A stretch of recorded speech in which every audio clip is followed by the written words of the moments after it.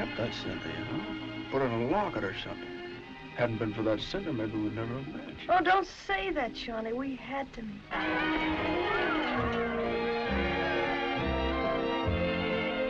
Maybe the whole thing's been a mistake. What whole thing? Our marriage. But we haven't had any real trouble. Maybe a few silly little things that all people have to meet when they get married. No, we haven't seen or heard a plane all day. Sorry, but there's no use sending searching parties out in this blizzard.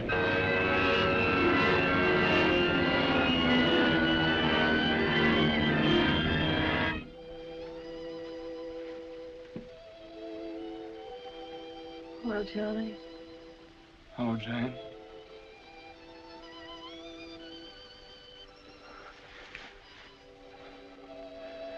We'll always be together no matter what happens. Don't you think he's just beautiful? Hope he grows up to look like you. Well, how can he? He has all your features. I don't see how you can tell that. Oh, well, times are different now. When I was married, every well-brought-up girl knew something about cooking.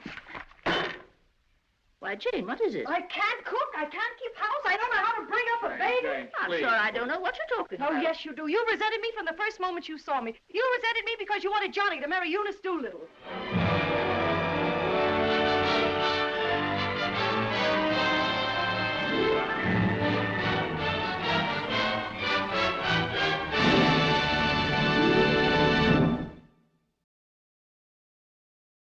Made for Each Other, 1939. A romantic drama depicting the challenges of marriage and parenthood. Made for Each Other. The 1939 romantic drama directed by John Cromwell and starring James Stewart and Carole Lombard isn't your typical Hollywood fairy tale. While it begins with a charming courtship, it swiftly transcends the genre's often saccharine conventions to deliver a realistic and poignant depiction of the challenges, triumphs, and enduring power of marriage and parenthood. Eschewing grand gestures and sweeping pronouncements of love, the film instead focuses on the subtle nuances of a relationship tested by the daily grind, financial pressures, and the ever-present threat of loss. It's a testament to the quiet heroism of ordinary people navigating extraordinary circumstances, a film that resonates with its honesty and remains surprisingly relevant even today. The film introduces us to John Mason, James Stewart, a young idealistic lawyer recently promoted to associate at a prestigious New York law firm.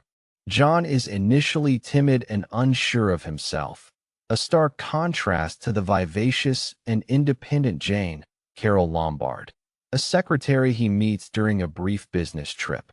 Their encounter is charmingly awkward, fueled by a mutual attraction that blossoms quickly into a whirlwind romance. The screenplay, penned by Jo Swerling, captures the electricity and excitement of new love, while also subtly hinting at the underlying anxieties and insecurities that will later surface. Stewart, still early in his career, embodies John with a vulnerable sincerity.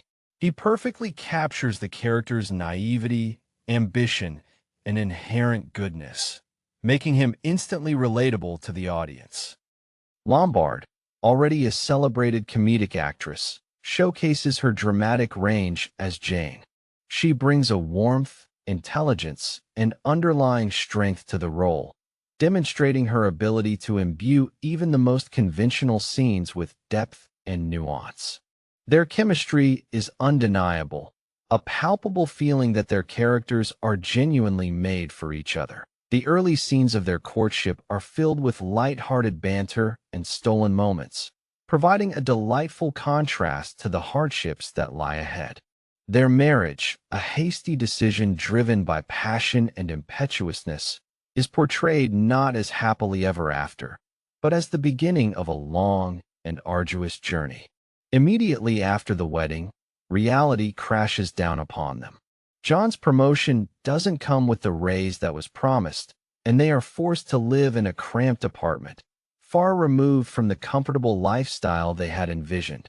This shift in tone marks a significant turning point in the film.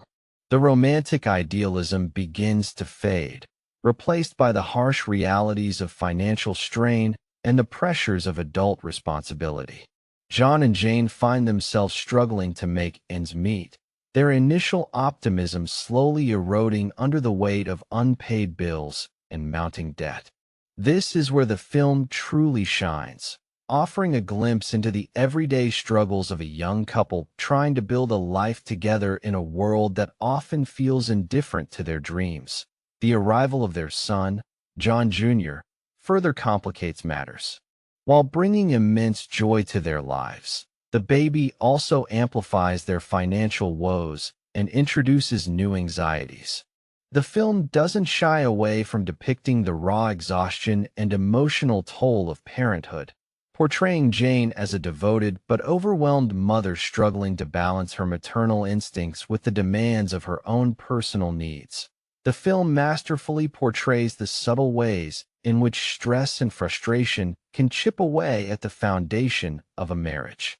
John, driven by ambition and the desire to provide for his family, becomes increasingly consumed by his work, leaving Jane feeling neglected and isolated.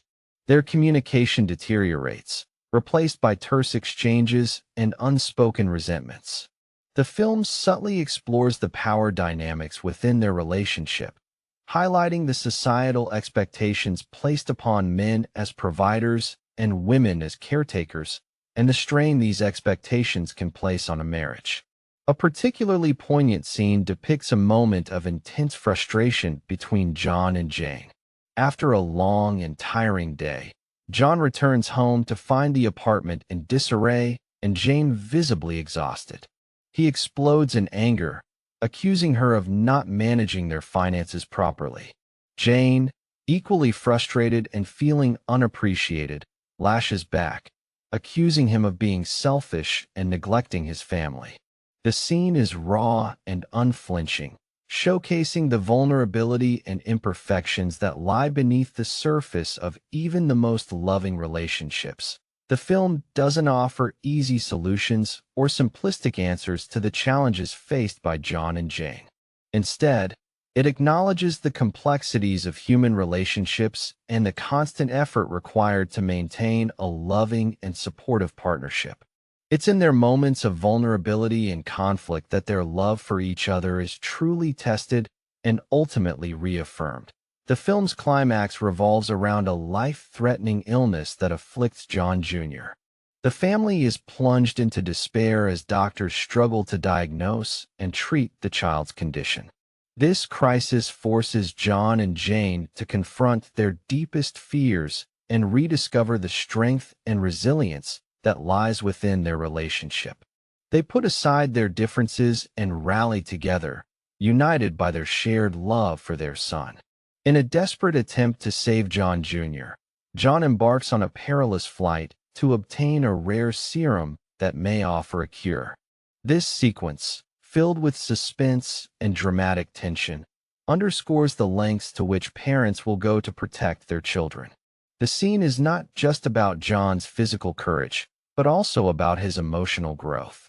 He realizes the importance of his family and the sacrifices he is willing to make for their well-being. The film's ending, while hopeful, is not entirely conventional. John Jr. recovers, but the family's financial struggles remain.